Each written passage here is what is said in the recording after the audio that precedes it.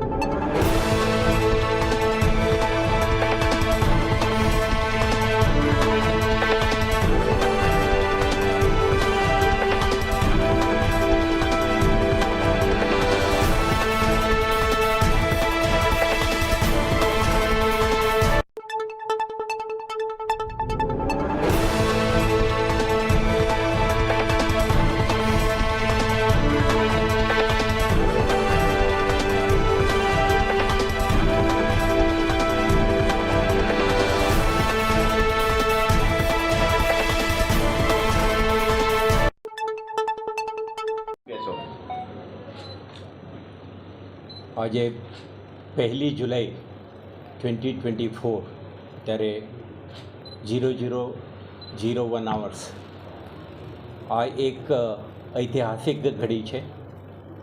સમગ્ર દેશમાં, ગુજરાત રાજ્યમાં ને વડોદરા શહેરમાં આજે 3 નવા ક્રિમિનલ કાયદાઓનું અમલીકરણ શરૂ થઈ રહ્યું છે। ભારતીય ન્યાય સંહિતા, ભારતીય નાગરિક સુરક્ષા સંહિતા અને ભારતીય સાક્ષ્ય અધિનિયમ 2023 ગૃહ મંત્રાલય ભારત સરકારના જાહેરનામા મુજબ આજની તારીખથી અમલમાં આવી રહ્યું છે। આ એક 1860થી ચાલી રહેલા જે એક ઐતિહાસિક લેજિસ્લેટિવ રેજીમ હતી, આમાં બદલાવ લાવીને એક ન્યૂ ઇન્ડિયાના એક ન્યૂ ઇનિશિયેટિવ તરીકે આજે આ નવા કાયદા અમલમાં આવી રહ્યું છે। અને વડોદરા શહેર પોલીસને ગર્વ છે કે આપણે આ એક ઐતિહાસિક ઘડીનું સાક્ષી બની રહ્યા છીએ। અને શહેર પોલીસ દ્વારા આ કાયદાના ઇમ્પ્લિમેન્ટેશન માટે તમામ પ્રકારના પૂર્વ તૈયારીઓ આપણા 3000થી વધુ પોલીસ અધિકારીઓ અને કર્મચારીઓને તાલીમ આપી છે, જે આ કાયદા હેઠળ જે પરિવર્તનાત્મક ટ્રાન્સફોર્મેટિવ ચેન્જીસ જે લાવવાનું છે, પ્યુનિટિવ અપ્રોચથી એક જસ્ટિસ આધારિત ન્યાયિક વ્યવસ્થા, આધુનિક તકનીકોનો ઉપયોગ અને 21st સેન્ચુરીના જે ઇન્ડિયન ઇથોસ છે આના આધારિત આ કાયદા સાચા અર્થમાં ટ્રુ લેટર એન્ડ સ્પિરિટ આપણે કહીએ ઇમ્પ્લિમેન્ટેશન કરવામાં આવે તે માટે પોલીસ વિભાગ તરફથી અને ક્રિમિનલ જસ્ટિસ સિસ્ટમના અન્ય જે હિસ્સાઓ છે એમના તરફથી પણ પૂર્ણ તૈયારી સાથે આજે આપણે ઇમ્પ્લિમેન્ટેશન કરી રહ્યા છીએ। તો આજથી જ દાખલ થનાર તમામ ગુનાઓ આ કાયદા હેઠળ દાખલ થશે અને કાયદા હેઠળના જોગવાઈઓ મુજબ દરેક તપાસ કરનાર અમલદાર ઇન્વેસ્ટિગેશન પણ આ પ્રકારનું કરશે।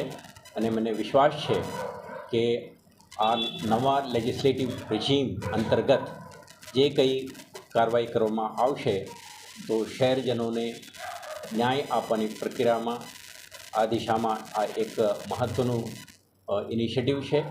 અને આપણા આખા શહેર પોલીસ તરફથી ખૂબ મહેનતથી, શ્રદ્ધાથી અને ઇમ્પ્લિમેન્ટ કરીને એમના એક જસ્ટિસ ડિલિવરીમાં એક ક્રિટિકલ વિંગ તરીકે પોલીસ કામ કરશે।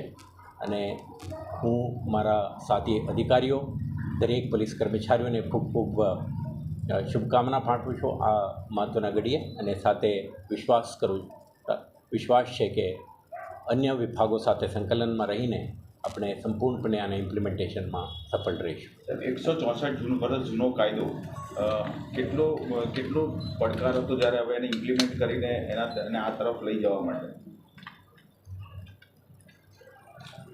તો ભારતના જે પાર્લિમેન્ટ છે, ઇન્ડિયન પાર્લિમેન્ટ, 140 કરોડ જનતાના પ્રતિનિધિત્વ કરતા પાર્લિમેન્ટ આ કાયદાઓને પાસ કરી છે. આ એક વિભાગ માટે પડકાર છે અને મને વિશ્વાસ છે સારી રીતે આને ઇમ્પ્લિમેન્ટેશન કરીશું અને જે એક્સપેક્ટેશન છે આ પૂરું પાડીશું અને જનતાને સુરક્ષા, સલામતી અને ન્યાય અપાવવાની દિશામાં આપણે સફળતાપૂર્વક કામ કરીશું. સાહેબ, સામાજિક જસ્ટિસમાં શું બદલાવ થશે? કોઈ ડિસ્કશન નહીં કરતા. સર, આઈપીસી હેઠળ અત્યાર સુધી ગુનો દાખલ કર્યો, હવે નવા કાયદા પ્રમાણે શું દાખલ થશે?